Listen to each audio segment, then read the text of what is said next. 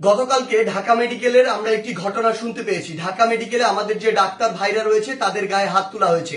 যে যারা হাত তুলেছে তারা কি অভিযোগ করেছে? তারা অভিযোগ করেছে সেখানে নাকি একজন যে পেশেন্ট মারা গিয়েছিল সেখানে ডক্টরদের গাফিলাতি ছিল, ওই ঢাকা মেডিকেলের গাফিলাতি ছিল। এখন প্রশ্ন হচ্ছে যে ডক্টরদের বা ঢাকা মেডিকেলের যে গাফিলাতি ছিল কিনা এটি নির্ধারণ আপনি কিভাবে করতে পারেন, কোন এক্সপার্টিজের ভিত্তিতে এটি নির্ধারণ করতে পারেন এবং এই অথরিটিটি আপনাকে কে দিয়েছে?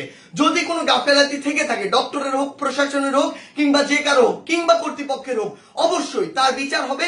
তার বিচার একটি প্রক্রিয়াধীন প্রক্রিয়া হবে, একটি তদন্তের মাধ্যমে হবে। সেই অভিযোগটি আপনি বিএমডিসি তে করতে পারেন কিংবা সেই অভিযোগটি আপনি প্রশাসনের কাছে করতে পারেন। কিন্তু আপনার কি অভিজ্ঞতাটুকু রয়েছে, আপনার কি দক্ষতাটুকু রয়েছে যে একজন ডক্টর তার সাথে গাফিলতি করেছে কিনা সেটি যাচাই করার? আমাদের সবচেয়ে বড় এখন যে সমস্যাটি হয়ে গিয়েছে, আমরা এই বাঙালিরা অধিকাংশ ক্ষেত্রে অধিকাংশ বাঙালি নিজেদেরকে সব জায়গার দক্ষ মনে করি এবং সব জায়গায় নিজের ডাক গলাতে যাই। আপনি আমাকে একটি জিনিস বলুন, যে ডাক্তার 5 বছর ধরে এমবিবিএস পাস করলো, 1 বছর ইন্টার করলো, এরপর বছর বছর ধরে বিভিন্ন ডিগ্রি নিল, পড়াশোনা করলো, তিনি একজন পেশেন্টকে যেভাবে ডিল করেন, তিনি পেশেন্টের ভিতরের এবং বাইরের বিষয়গুলো যেভাবে জানেন, যেভাবে ট্রিটমেন্ট করেন, আপনি কিভাবে মনে করেন আপনি সেই পড়াশোনা না করে শুধু বাইরে থেকে দেখে নিজের চোখে যা মনে হলো তা দেখে তাকে একটি নির্দিষ্ট রেজাল্ট দিয়ে দিচ্ছেন, একটি নির্দিষ্ট ব্লেম দিয়ে দিচ্ছেন? আমাদের জায়গা থেকে স্পষ্ট বার্তা, এরকম একটি ব্লেম দিয়ে আসলে যখন আপনি একজন ডক্টরের গায়ে হাত তুলেন তখন আপনি যে কাজটি করেন সেটি আমরা বৈষম্য বিরোধী ছাত্র আন্দোলন আমাদের জায়গা থেকে কোনোদিনও সমর্থন করতে পারি না। আপনাদের যদি কোনো অভিযোগ থাকে সেই অভিযোগটি আপনি জানাতে পারতেন। আমরা জানি আমাদের এই পুরো প্রসেসটিতে, এই ছাত্র জনতার অভ্যুত্থানে ডক্টররা কিভাবে ওই হসপিটালের ভিতর থেকে, ওই ইমার্জেন্সি থেকে তাদের ভূমিকাটি রেখেছে।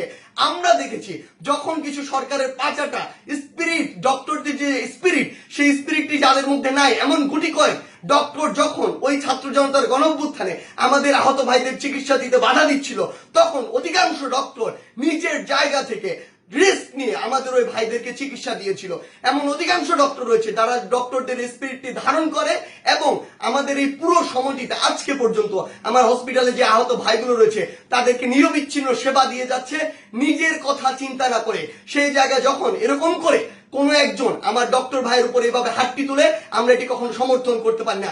আমাদের জায়গা থেকে একদম স্পষ্ট একটি বার্তা, সেটি হচ্ছে যে আমরা প্রশাসনকে, মাননীয় স্বাস্থ্য উপদেষ্টা, ডিজি হেলথ সহ সকলকে একটি বিষয় স্পষ্ট করে বলতে চাই, আমাদের যারা মেডিকেলের ভাইরা রয়েছে, ইন্টার্ন ডক্টররা রয়েছে, কিংবা হসপিটালের যে ডক্টর ভাইরা রয়েছে, তাদের সাথে আমরা এই জায়গাটিতে একাত্মতা ঘোষণা করছি। তাদের নিরাপত্তার সর্বোচ্চ ব্যবস্থা করতে হবে। তারা দিনরাত 24 ঘন্টা আমাদের জন্য কাজ করছে, অথচ কেউ একজন চাইলো আর একটা ব্লেম দিয়ে তাদের গায়ে এসে হাত দিয়ে দিল, এটি আমরা আমাদের জায়গা থেকে কখনো মানতে পারি না। আমাদের জায়গা থেকে একটি স্পষ্ট বার্তা হচ্ছে তাদের এই নিরাপত্তার ব্যবস্থাটি করতে হবে। এবং গতকালকে ঢাকা মেডিকেলে যদি ওই পেশেন্টের মৃত্যুর জন্য কোনো কর্তৃপক্ষের হোক, ডক্টর হোক গাফিলাতি থেকে থাকে, তদন্ত সাপেক্ষে তার যেমন বিচারের আওতায় তাকে আনতে হবে। কিন্তু গতকালকে ওই আমার ডাক্তার ভাইয়ের গায়ে যে হাতটি তুলেছে, অপারেশন থিয়েটার থেকে বের হওয়া একজন ডক্টরকে, তার অবশ্যই দ্রুততম সময়ের মধ্যে তাকেও গ্রেফতার করে তাকেও বিচারের আওতায় আনতে হবে। আমাদের জায়গা থেকে স্পষ্ট একটি বার্তা, আইন নিজের হাতে তুলে নেওয়ার মতো অন্যায়টি যদি আপনি করেন তাহলে আপনার পক্ষে কোনোদিন আমাদের অবস্থান থাকবে না। ধন্যবাদ।